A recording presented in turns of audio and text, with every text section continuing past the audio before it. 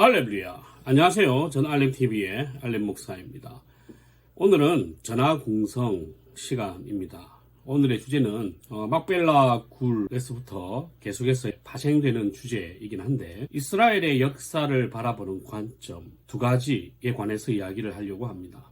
오늘은 첫 번째 관점입니다. 바로 이집트로 입니다. 우리가 평소에 잘못 생각하는 것 중에 하나가 뭐냐면, 이스라엘 백성들이 출애굽을 하죠. 애굽이 이집트잖아요. 그러니까 출이집트를 해서 하나님의 약속의 땅 가나안으로 들어가는데, 그 가나안이 천국이다, 영원한 하나님의 나라를 상징한다 라고 생각을 해요. 물론 하나님의 약속의 땅이기 때문에 크게 보고 넓게 보면 그 말도 틀리진 않았어요. 그런데 그 당시의 상황을 한번 보자고요. 만약에 가나안 땅이 천국이라면 들어가자마자 그렇게 싸워야 되고, 땅을 다 정복하고 나서도 그 수많은 죄악의 세월을 보내야 되냐는 거죠. 물론 하나님의 나라가 완성되어 가는 과정, 인간이 타락함에도 불구하고 하나님께서 끝까지 인내하시고 참으시며 그분의 백성들을 돌보신다는 관점에서 보면, 하나님의 언약의 관점에서 보면 그 땅은 하나님의 나라가 맞아요. 그런데 우리가 그 당시에 고대 근동 사회의 상황에서만 보면, 그 약속의 땅이라고 하는 그 가나안, 팔레스타인은 이집트 땅이었어요. 이집트에 소속되어 있는 땅이라고. 그러니까 이집트를 나와가지고 40년간 광야에서 방황을 한 후에 다시 이집트 땅에 들어간 거예요.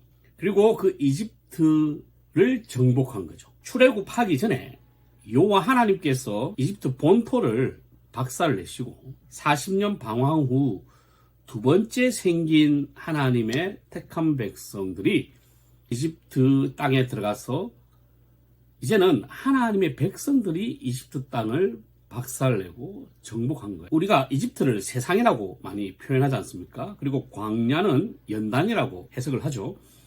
그러면 세상에서 나왔어요. 연단 받았어. 어디로 가느냐? 성도는 다시 세상 속으로 들어간다는 거죠. 이게 출애굽에서 가나안으로 들어가는 이스라엘 백성들의 역사의 큰 줄기 중에 한 개라는 거예요. 그러면 알렘 목사가 왜 가나안을 이집트 땅이라고 계속 이야기하느냐? 거기에 이집트인들도 살지도 않고 이집트 땅이라는 근거가 성경에 어디 있느냐?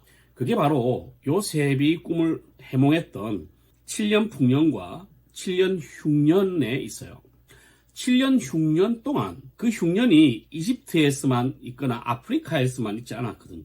가나안 땅까지 있었어요. 너무 극심하여 곡식을 사기 위해서 가나안에서 이집트까지 왔다는 거죠. 이해되시죠? 그러면 우리가 성경의 역사를 계속 보면 이집트까지 오면서 처음에는 돈을 가지고 쌀을 사가요. 그리고 나중에는 자기가 있는 거 다 가지고 와서 쌀을 받고 가요. 7년이니까 얼마나 길겠습니까?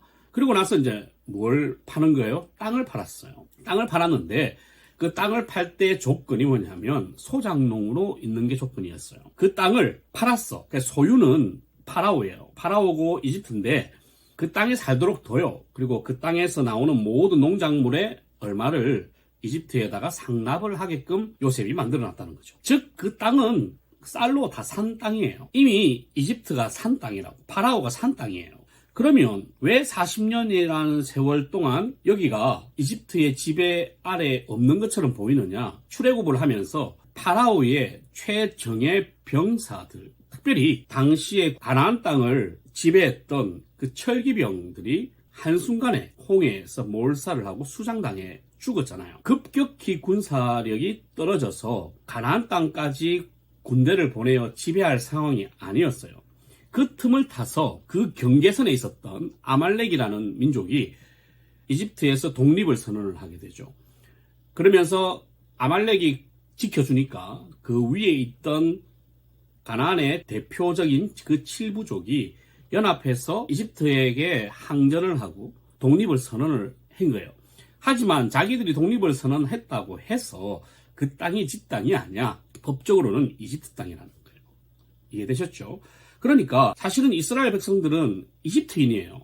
우리가 하나님의 백성 이스라엘이다 라고 이야기하는 것은 그거는 영적인 이야기고 혈통의 이야기고 하나님의 택한 구원의 역사의 이야기잖아요. 430년 동안 이집트에서 태어났다니까. 지금 출애굽을 하는 이 인간들은 그냥 소속 자체가 모든 게 그 문화가 이집트인이라고요. 이집트인으로 주민등록된 지가 벌써 10대가 넘었어. 그러니까 그냥 이집트인이에요. 그 이집트인이 나와가지고 다시 이집트 땅으로 들어가는 거죠. 하지만 그 속에서 연단하는 과정 가운데 세례를 통해서 하나님의 백성으로서 다시 태어나 이스라엘 민족으로 간에 들어가는 거예요. 근데 법적으로 들어가게 되면 이집트인이 이집트 땅으로 들어가는 것이다. 그래서 그거는 아무 문제가 없다. 그죠? 근데 도리어 이집트 땅을 이집트인이 아닌 사람들이 지금 정복해 있는 거니까 이집트인이 들어가서 그것을 몰아내는 것은 아무 문제가 없다는 거죠. 그리고 영적으로 보면 광야에서 한 번 세대가 바뀌었잖아요. 그러니까 완벽하게 하나님의 백성으로 만들어진 상황. 그리고 사도 바울의 서신을 보면 홍해를 세례라고 표현을 해요. 그러니까 온 민족이 다 세례를 받아 하나님의 백성으로 새롭게 태어나 하나님의 약속한 땅으로 들어간 것이다. 그 근거가 뭐라고 했습니까? 아브라함이 그 땅을 자기 소유로 그 비싼 돈 주고 사놓았다는 거. 그 땅 때문에 그 땅에서 살 수 있는 자격이 생긴 거지. 그 당시에는 인구가 늘어나면 땅이 넓어져야 되니까 전쟁을 벌이는 거야. 그는 아무런 법적인 문제가 없다. 윤리적인 문제도 없다. 이런 큰 관점, 이집트에서 나와서 이집트로 들어가는 이 첫 번째 관점으로 모세 오경을 보면 훨씬 더 성경이 재밌다는 거 꼭 기억하시고, 뭐 다 읽기는 좀 그렇다면 창세기, 출애굽기, 민수기까지 한번 읽어보시면 훨씬 그 성경이 다가오는 게 다를 거라 생각을 해요. 하나님 말씀 속에 그 역사 속에 들어가서 하나님을 깊이 만나는 우리 알레비 여러분 되시기 바랍니다. 알렐루야.